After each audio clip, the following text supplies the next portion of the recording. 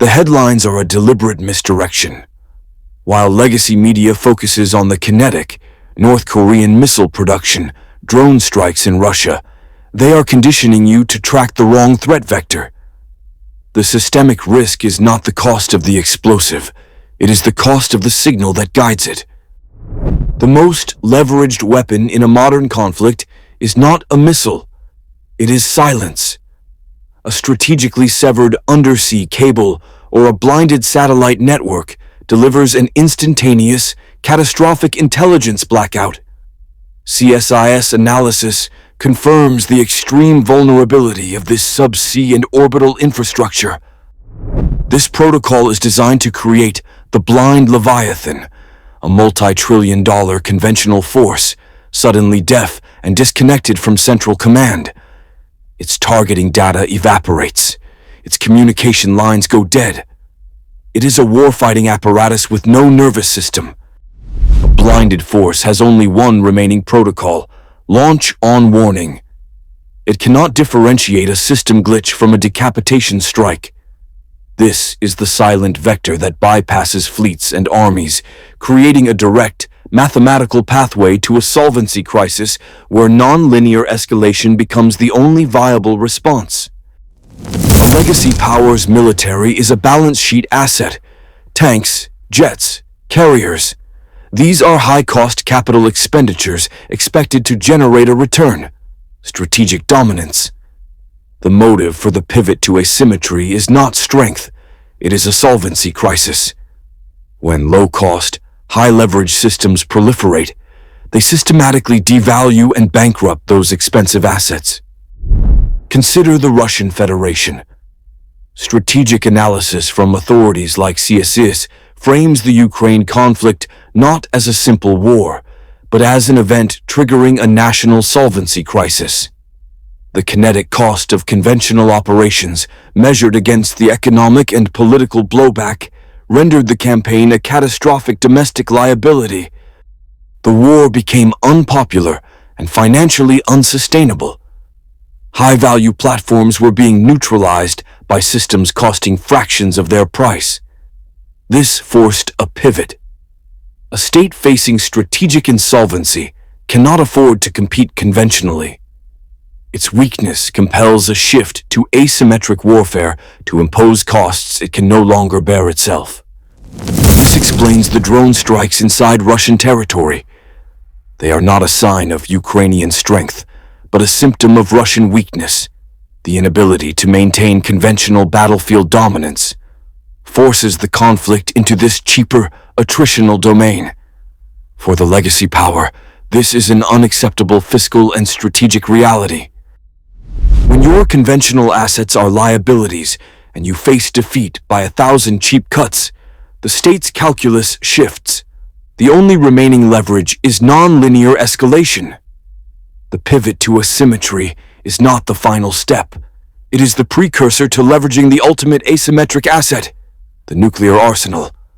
This is the direct vector from a solvency crisis to the nuclear threshold. The core mechanism is a simple cost-benefit analysis, a solvency crisis driven by an irreversible asymmetry in the price of kinetic action. Analysts at the Royal United Services Institute, or RUSI, frame the math with brutal clarity. A $5 million main battle tank is now a target for a $500 FPV drone. This is not a 2-to-1 or 10-to-1 advantage. It is a 10,000-to-1 cost disparity. This economic inversion renders high-value, conventional platforms into strategic liabilities. Every billion-dollar carrier group, every advanced fighter jet, becomes a magnet for low-cost, high-leverage threats. This is the democratization of violence. The barrier to entry for projecting lethal force has collapsed. It no longer requires a state-level industrial base, merely access to commercially available technology. The mass production of guided missiles by actors like North Korea is the industrial-scale evolution of this principle, while drone strikes inside Russian territory are its tactical proof of concept. The legacy power is forced into a defensive posture where winning is fiscally impossible and losing is attritionally guaranteed. The conflict you see on the news is not the war. It is a laboratory. These gray zones are staging areas where the strategic liability of legacy military hardware is being stress-tested in real time. Drone strikes inside Russian border regions are not random acts of terror. They are data points in a systemic audit of a superpower's solvency. Each successful strike proves the blueprint. Low kinetic cost, maximum economic and psychological leverage. This blueprint is now a commodity. State media confirms North Korea has initiated mass production of next-generation guided missiles. This is not about a regional threat. It is about the mass proliferation of the tools for asymmetric bankruptcy. The production lines in Pyongyang are a direct vector for exporting this solvency crisis to any theater on the globe. The weapon is cheap. The strategic assets it targets are not. Analysts at CSIS now classify domestic instability in Western nations as a direct symptom of this model. The erosion of border integrity is not a policy failure. It is the creation of a new, internal, gray zone. It's a proxy laboratory being staged inside a legacy power, designed to test response times and political will, preparing the battle space for the same asymmetric leverage that is bleeding conventional forces dry overseas. When a legacy power's conventional options become economic liabilities, its response function narrows to a binary choice: asymmetric defeat or nonlinear escalation. Netanyahu's warning that all bets are off is not rhetoric. It is the final protocol of a bankrupt strategy. This is the mathematical endpoint. When leverage is lost, the only remaining move is to threaten to overturn the entire table. It creates a direct vector to the nuclear threshold. The final defense protocol for a legacy power is not a weapon. It is a mathematical calculation known as launch on warning. According to analysts at CSIS, this is a non-negotiable strategic doctrine. It dictates that if early warning systems detect an incoming nuclear strike, a full retaliatory launch is executed before the incoming warheads can detonate and decapitate the command structure. This protocol is now the primary systemic vulnerability, the proliferation of cheap, high-precision threats, from North Korean guided missiles, source number 1, number 3, to tactical drones, source number 2, creates a saturation of potential attack vectors.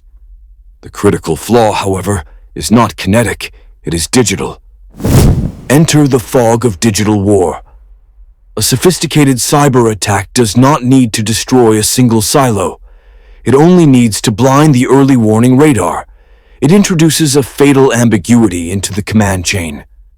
Is the no signal on the screen a system malfunction, or is it the digital smokescreen for a real, inbound first strike? In that moment, the commander faces a solvency crisis. The cost of inaction, assuming it's a glitch, is total annihilation if they are wrong. The cost of action, launching on a false positive, is global thermonuclear war. Out of fear of being rendered inert, the protocol forces the commander's hand. The decision is pre-made. Launch. This is the direct vector from a cyber attack to the nuclear threshold. The proliferation of cheap, high-precision weapons is not a battlefield evolution. It is a balance sheet correction. Data from CSIS confirms what North Korean state media now openly broadcasts: the mass production of next-generation guided systems. This isn't for a conventional war. This is the industrialization of asymmetric leverage. The drone strikes reported in Russian territories are the tactical field test. The strategic application is economic. The calibration shot will not be a missile. It will be silent. Within the next 12 months, expect a coordinated physical attack on a subsea data cable nexus, likely the Pacific Light Cable Network, connecting Los Angeles to Hong Kong. The event will be executed by an unattributable asset, a modified commercial submersible, or an advanced UUV. The objective is not destruction, but a temporary regional data blackout targeting a key financial or logistics hub. This is a solvency test. The kinetic cost is negligible, but the economic damage will be measured in the billions per hour. It sends a single, irrefutable message to the legacy power. Your aircraft carriers cannot protect your data liquidity. Your strategic depth is an illusion. This is the new launch-on warning, demonstrating the capability to decouple an economy from the global system at will, forcing a choice between capitulation or non-linear escalation.